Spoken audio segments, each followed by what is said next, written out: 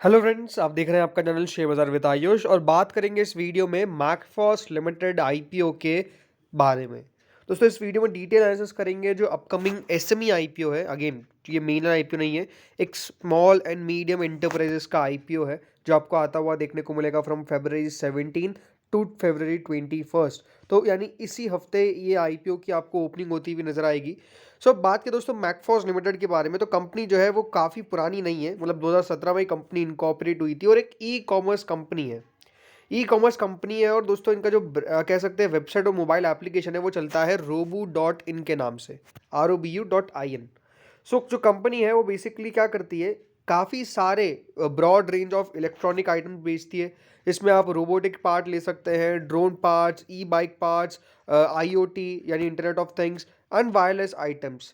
3D printer and parts भी बेचती है कंपनी, DIY लर्निंग किट्स बेचती है, डेवलपमेंट बोर्ड्स, रास्पबेरी पीआई, फिर यहाँ पे sensors, Motors, motor drivers, pumps, batteries, chargers, electronic modules and displays and various other mechanical and electronic components. तो दोस्तों ये जो है वो कंपनी आपको बेचती हुई नजर आती है। इन चीज़ों का कंपनी जो है वो बेसिकली कारोबार करती है। तो ई कॉमर्स चेन की कंपनी एक मान के चलिए, जिसका काम जो है वो डिफरेंट डिफरेंट प्रोडक्ट्स को बेचना है, राइट।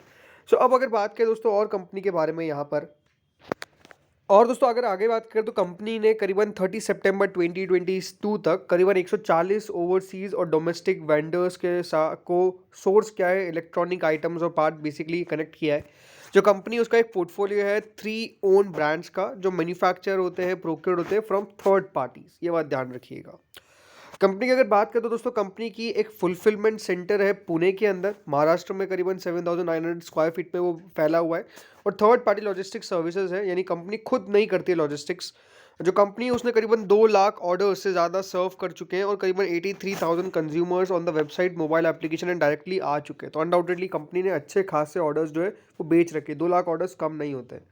अगर FY 21-2022 की बात करें तो कंपनी ने करीबन 2 लाख ऑर्डर्स बेचे from all the 28 states of India and 6 union territories of India. तो ये बात है क्या है कि कंपनी ने ऑल ओवर द इंडिया जो है वो अपने प्रोडक्ट्स को बेच रखा है, ये बेसिकली कंपनी बताना चाह रही है।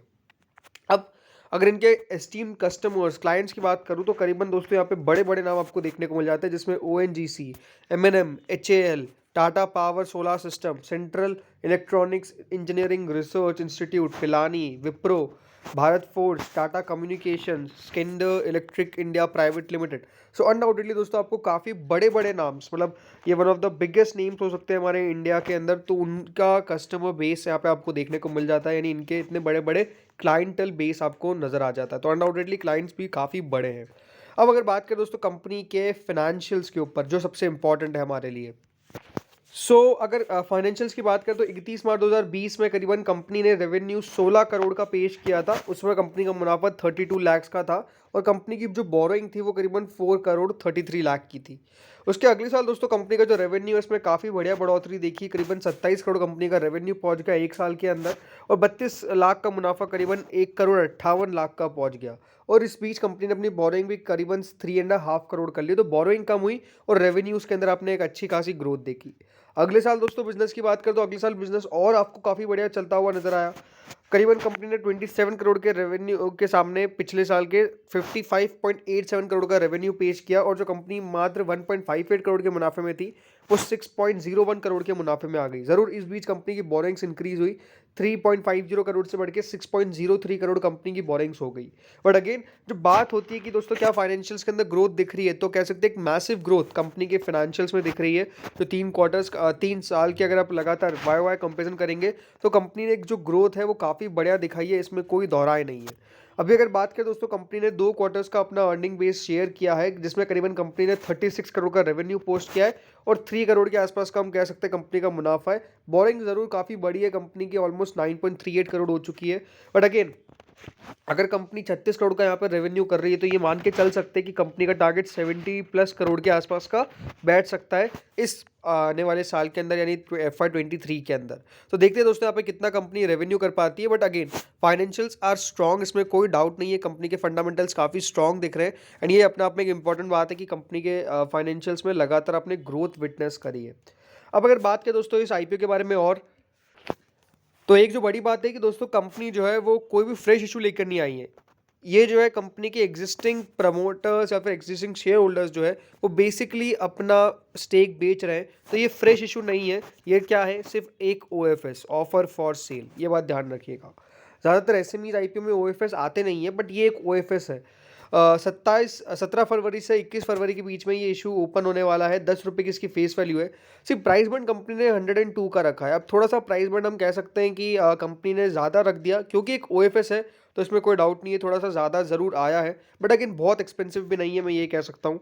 1200 का दोस्तों लॉट साइज़ है, करीबन 23.75 करोड़ का ये इशू है जो आपको आता हुआ नजर आएगा। पूरा का पूरा OFS है। BSE SME यानी सिर्फ BSE पे लिस्टिंग होगी। 50% for the QIBs, 15% for the HNIs and 35% for the retailers.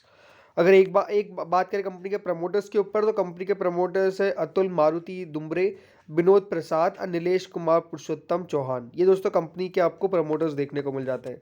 एक लॉट में दोस्तों आपको लगाने के लिए करीबन 1,22,400 रुपये पे करने पड़ेंगे। अगर आपको रिटेल कैटेगरी में लगाना है तो एक लॉट लगा सकते हैं, और अगर आपको HNI कैटेगरी में लगाना है तो आपको 2 लॉट के लिए अप्लाई करना पड़ेगा। 2,44,800 का यहाँ पर आपको पे करना पड़ेगा, मिनिमम है वो तो।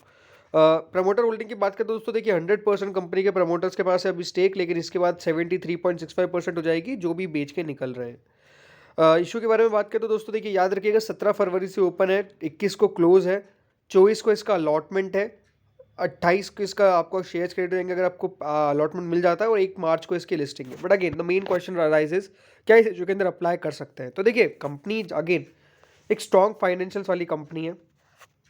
E-कॉमर्स बिजनेस, अगेन अगर कंपनी एक प्रॉफिटेबिलिटी है तो ये अपने आप में एक और बड़ी बात है। बिकॉज अगर आप देखेंगे E-कॉमर्स कंपनी, तो ऑलमोस्ट E-कॉमर्स कंपनीज जो है वो अभी आपको लॉस मेकिंग है। इनका एक एडवांटेज क्या है कि एक प्रॉफिट मेकिंग है, और लगातार कंपनी का जो प्रॉफिट है वो कम नहीं हो रहा है, वो इंक्रीज हो रहा है।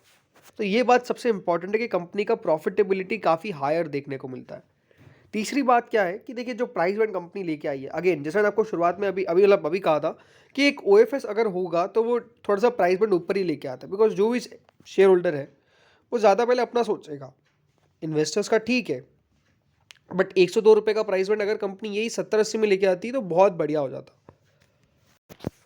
इसकी अगर हम ग्रे मार्केट देखने जाते हैं तो करीबन 42 रुपीज़ ऊपर चल रही है, यानी 41% के आसपास का यहाँ पे आपको रिटर्न मिल सकता है ग्रे मार्केट के अकॉर्डिंग। यानी जो इशू करीबन 102 का है वो 144 पे लिस्ट हो सकता है। 54,000 सब्जेक्ट टू रेट चल रहे हैं, 54,000 तक का मुनाफा हो सकता है। तो मार्केट्स, स्पेशली अगर ग्रे मार्केट की बात करता हूँ तो grey market is quite active, और ग्रे मार्केट काफ़ी बढ़िया कर रही है। तो देखते हैं कि अच्छा इशू हो सकता है ये अनडाउटेडली ग्रे मार्केट के अकॉर्डिंग। क्योंकि देखिए कम, जैसे मैंने आपको 2 से 3 चीज़ जो बताई वो डेफिनेटली काफ़ी इंपॉर्टेंट होती है। बिकॉज ये बात ध्यान रखिएगा, इसको अगर हम न्यू एज कंपनी भी कह लेते हैं तो वो गलत नहीं होगा, बिकॉज E-कॉमर्स बेसिकली अभी न्यू एज ही है, राइट। तो न्यू एज कंपनीज में प्रॉफिटेबिलिटी लाना ये थोड़ी सी बड़ी बात दिखती है मुझे, और जो डेफिनेटली कंपनी करने में कामयाब दिख रही है, राइट। तो ये देखते हैं कि किस प्रकार से कंपनी अपना IPO लेके आती है। बट अगेन अभी तो मार्केट रिस्पॉन्स जो कर रहा है वो काफ़ी बढ़िया दिख रहा है ग्रे मार्केट में।